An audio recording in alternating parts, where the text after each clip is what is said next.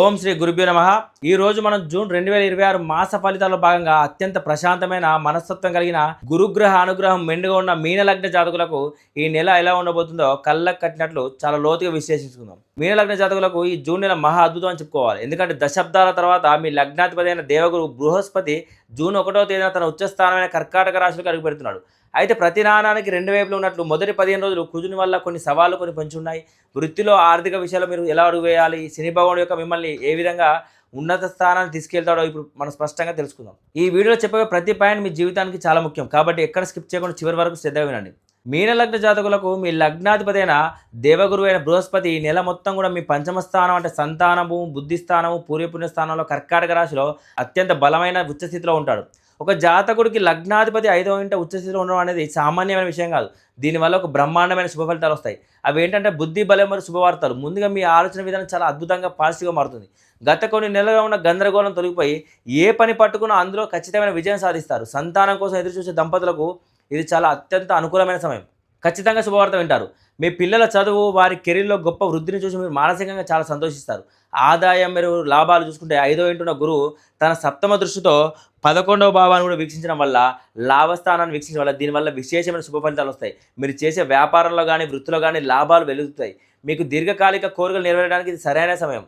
అలాగే ఇక్కడ చాలా ముఖ్యమైన పాయింట్, గురువు తన నవమ దృష్టితో మీ లగ్నంలో అంటే మీ లగ్నంలో ఉన్న శని భావాన్ని తన యొక్క దృష్టితో పట్టుకోవడం వల్ల శని పాపగ్రహం అయినప్పటికీ ఆ ఉచ్చగురు ప్రభావానికి చిక్కిన శని భగవానుడు కూడా మీకు ఈ సమయంలో విశేషమైన పాజిటివ్ ఫలితాలను ఇస్తాడు.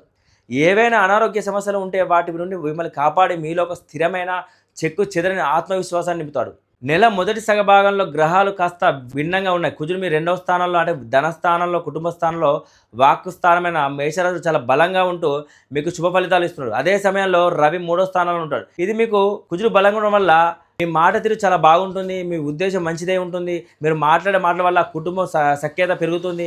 అలాగే గురువుపై కూడా కుజ దృష్టి ఉంది. ఇక్కడ మీరు గమనించాల్సిన మరో ముఖ్య విషయం ఏంటంటే కుజుడు తన చతుర్థ దృష్టితో గురువును చూడడం వల్ల ఇక్కడ మీకు మొదటి 15 రోజులు మాత్రం 5వ భావానికి సంబంధించిన ప్రతి ఫలితం కూడా చాలా అద్భుతంగా రాణిస్తారు. షేర్ మార్కెట్ లేదా పెట్టుబడిలో ప్రతి ఒక్కటి కూడా మీకు లాభాన్ని ఆశించే అవకాశాలు ఉన్నాయి.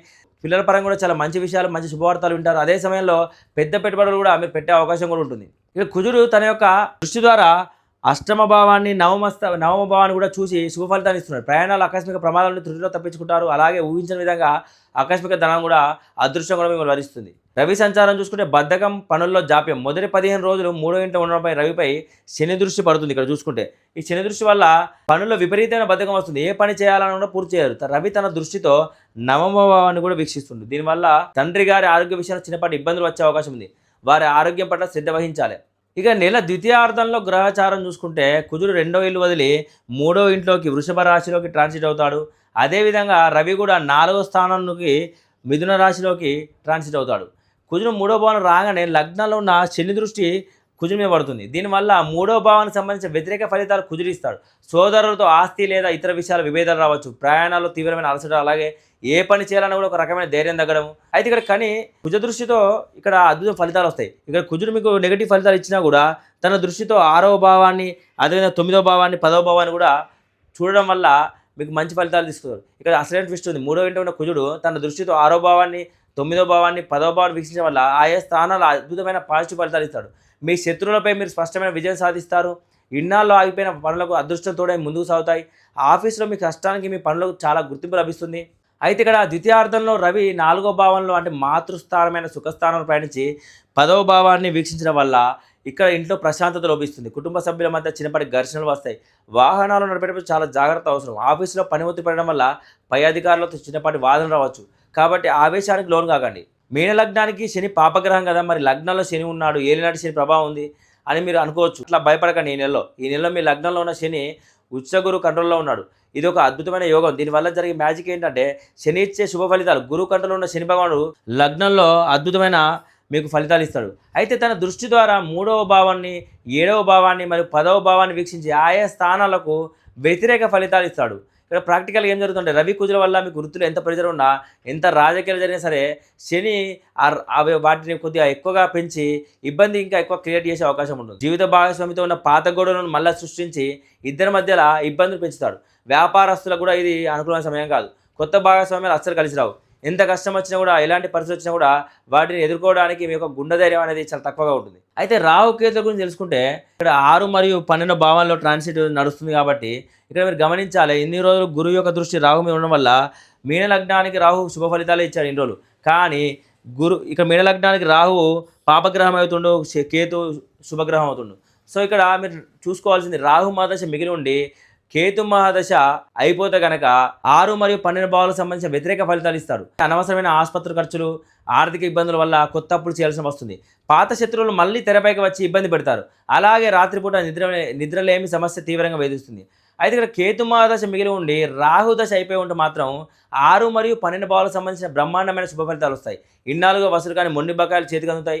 పాత అప్పులు అన్ని తీరిపోయి ప్రశాంతత లభిస్తుంది. విదేశాలకు వెళ్ళాలనుకున్న విద్యార్థులు లేదా ఉద్యోగాలు ప్రయత్నం పూర్తిగా సక్సెస్ అవుతాయి. ఏవైనా కోర్టు కేసులు నడుస్తుంటే అందులో మీకు అనుకూలంగా తీర్పు వస్తుంది. అయితే ఓవరాల్గా చూసుకుంటే మీనలగ్న జాతకులకు ఈ జూన్ నెలలో మీ లగ్నాధిపతి అయిన ఉచ్చగురువు వల్ల మీ వెన్నంట ఉండి అన్ని రంగాల్లో విజయాలు అందిస్తున్నాడు. కర్మకారకుడు శని భగవానుడు కూడా మీ వృత్తిని, దాంపత్యాన్ని ఇబ్బంది పెట్టినప్పటికీ మీరు కేవలం మొదటి 15 రోజులు కుటుంబంలో కొన్ని విషయాలలో ఇబ్బంది పెట్టినా ఆ తర్వాత మీకు అన్ని రకాలుగా ఈ నెల మీకు ఒక రాజయోగాన్ని ఇవ్వబోతుంది.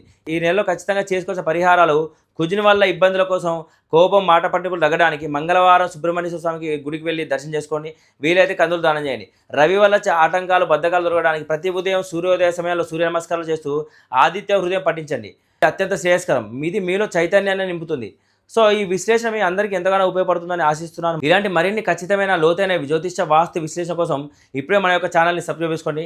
మా వీడియోలో నోటిఫికేషన్ ఎప్పటికప్పుడు అందరం కోసం పక్కన ఉన్న గంట సింబల్ నొక్కడం మర్చిపోకండి. ఈ వీడియో లైక్ చేసి మీన లగ్న జాతకులైన మీ బంధుమిత్రులకు తప్పకుండా షేర్ చేయండి. వారికి కూడా ఈ సమాచారం ఎంతో మేలు చేస్తుంది. సర్వే జన సుఖినో భవంతు. జై హింద్.